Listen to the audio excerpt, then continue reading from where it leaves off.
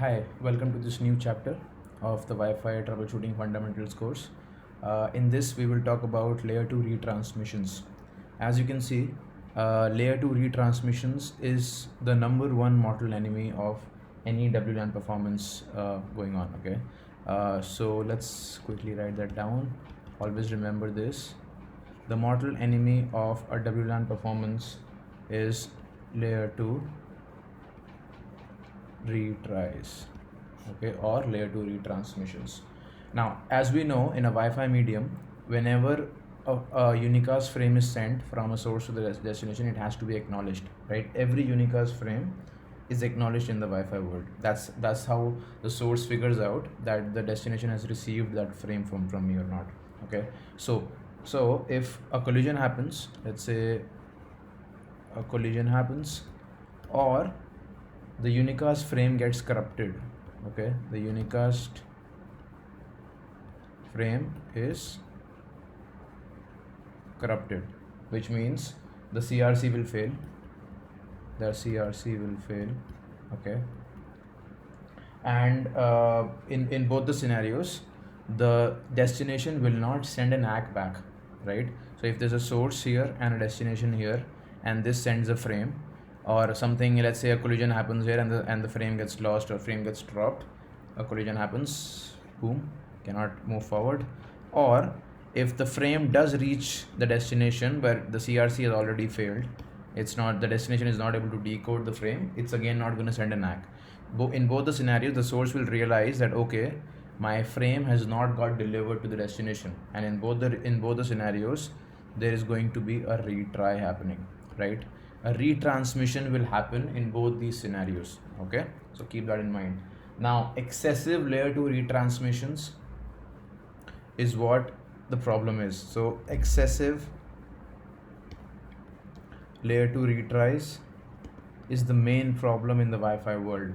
Little bit is fine, you can have a data application which can be okay with even a 10% retry rate. It can be okay, it will work absolutely fine. Now, compared to a voice or a VoIP application, the retry rate that it can be okay with is approximately 5%. Okay, anything beyond 5, the performance of voice over Wi-Fi is going to reduce. The connection is going to go bad. Anything beyond 10% for a data application, you're gonna start seeing issues in that as well. So that's why you say excessive retries are the number one source of problem in a WLAN performance. Okay, now basically this can affect the network in two ways. So we're going to focus one by one on both the ways. Number one is, if the retries are too much, it's going to cause high overhead. Okay, as we know that in Wi-Fi you can either transmit or receive at that time. If there's a retry happening by the same source, then the overhead becomes high, and more the retries, more the overhead in the medium, right? More high overhead in the medium, which is gonna make sure the throughput becomes very, very low.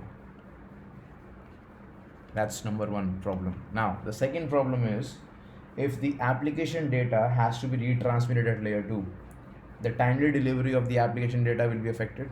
Now, same goes for, let's say, in a voice traffic, right? If the voice traffic is getting transmitted, if there is inconsistency in the delivery, if there's delay in the delivery, it can again cause a problem in the performance of the voice application as well, right? So now applications such as VoIP, they depend on it. They depend on timely delivery. So basically, inconsistent delivery and delayed delivery of traffic, right? This can again reduce the throughput and even cause latency, or even cause choppiness or echo problem in the voice call going on, right? So these are the two things that excessive L2 retries can cause in the Wi-Fi medium. Now, I just spoke about latency, so I think it's only fair that I tell you what latency is. And latency and jitter are two concepts which are not very clear to a lot of folks. So let's talk about what latency is. I'm just going to probably spend a minute on this and try to explain you what latency is.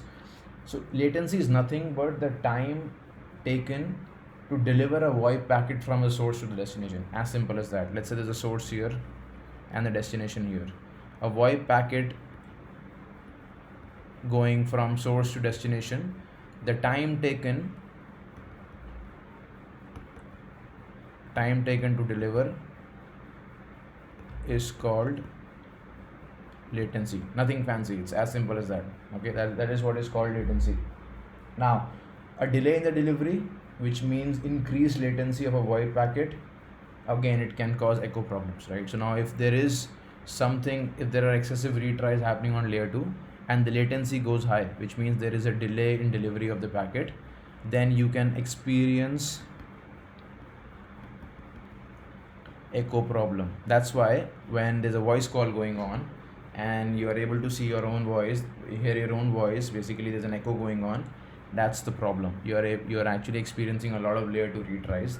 That's the reason why you see excessive echo problem in the network. Okay. Now coming to the jitter part, a lot of people confuse jitter with latency. That's why I thought I'll just explain jitter also for a minute. Now jitter is nothing but the variation in latency. Okay, that is what is called jitter. So how much the latency of each packet varies from the average is what jitter is. Right now, if let's say source and destination, one frame of VoIP, let's say it took 1 millisecond, the other frame took 4 millisecond, and the third frame or third packet took 6 milliseconds. Now the variation in these times is called the jitter. Now if all the packets took 1 milliseconds to reach the destination, the jitter would become 0. Okay, so I hope this makes sense. Jitter is 0 if all the frames or all the packets took the same time to reach from source to destination. Here there is definitely jitter. I see 1 ms, 4 ms and 6 ms, but here it is not 0, of course. But in a scenario where there is no variation from the average, the jitter is definitely 0. Okay, so high variance in the jitter or high variation in the latency is what's going to cause jitter in the network. And when jitter is there, there's some sort of choppy audio communication, and that's also a major thing that you experience in the voice call. So with high jitter, you can experience choppy audio. Okay, that's the result of high jitter in the network. Okay, anyway, yeah, so this was just me spending a couple of minutes to explain you what latency and jitter are, because that's the concept which is a lot of times misunderstood by a lot of folks in the industry. Now what we're going to do is, as I explained already to you, that the data application can experience and be okay with 10% L2 retries. Voice is okay up to 5. Just make sure you don't touch the threshold when you're trying to figure out a network problem. Just make sure the retries are not 10% and 5%. They should be way below that. That's how a good deployed network should be. So don't really go by that number 10 and 5. Just try to be way inside that range. Okay, yeah. So now what we can do is, how do we really measure the layer 2 retries? So anything like a protocol analyzer, if you've heard about Wireshark, this is what I use. So I'm just going to give you the example of Wireshark is how to measure retransmissions, right? So it's very simple. Take a Wi-Fi packet capture. There is an option to run the filter of retries, and then you can actually figure out what is the time of retries, how many retries are happening every second. You can also figure out you can put a filter of retries along with the MAC address of a client or a WLAN, and then you can actually see how many how many retries are coming from one client and how many retries are coming on that particular WLAN. So that's going to give you a lot of power to figure out and isolate the problem and tell you what's really going on in that particular network, right? So I always use Wireshark, and that's what I'm going to recommend. It's a wonderful tool to use, and once you get the hang of using this, you will be able to run filters and find out retries very very easily. And that's what I used to do back in my tag days. I've not run the filter of retries in the past few years, but I remember doing this on my troubleshooting calls, and yeah, it's something very easy to use. So go ahead and try that, and you'll be able to see how easy that is.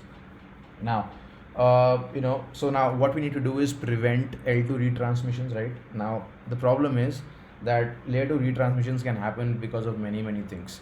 Okay, now layer 2 retransmissions can be caused by a lot of things in the Wi-Fi, starting from multipath. Okay, that is number one. The second is RF interference. We all know what RF interference is. If you don't know, then you need to go and enroll to that Wi-Fi fundamentals course. By all means, go ahead and do that. If a network or a client has low SNR, I mean that's again can cause layer 2 retransmissions. Something like let's take another example. Let's say like a hidden node problem. Okay, I'm going to discuss all these things in detail. There could be something called a near far problem. Okay, or a near far issue, hidden node issue. All these things can cause problem and cause layer 2 retransmissions. There could be something called a mismatched power setting of the AP and the client. Okay, so I'm going to discuss that in detail as well. Mismatched power setting, huge problem which we daily experience in our networks. ACI, that is called adjacent channel interference, which is called co-channel interference. All these things are basically can cause high layer 2 retransmission, and all these things are a result or a symptom of an improper design. Okay, so we need to make sure improper WLAN design. So as we know, and I'm not sure if you are aware, but this is what I have covered in the site survey fundamentals course that I've given on my website. Any Wi-Fi project that we begin, there has to be a site survey done and a design done. Okay, that's the least that we can do. We need to make sure we do a predictive analysis or an AP on a stick pre-deployment survey, and then we do a design but the thing is that even if we do these things, RF is very dynamic in nature. RF can change. RF can really evolve, because the environment around that area where the network was deployed 5 years back, the environment would have changed, the location would have changed. Maybe there's another room that came up in that area along the aisle. So the RF keeps changing, and we need to be prepared for that. So all these that design that we did 5 years back may not be valid anymore, and these issues can creep up in the network, right? So which will cause high increased layer 2 retransmissions, which will cause decrease of throughput. User experience will go bad, and that's what we're going to study in the next videos. We'll talk about each and everything that I discussed right now. We'll talk about multipath, RF interference, low SNR, hidden node, all these things I'm going to cover and talk about, and then we'll also discuss on how to fix those issues if something like that comes up, right? So thank you so much for watching this. Let's meet in the next video. Thank you.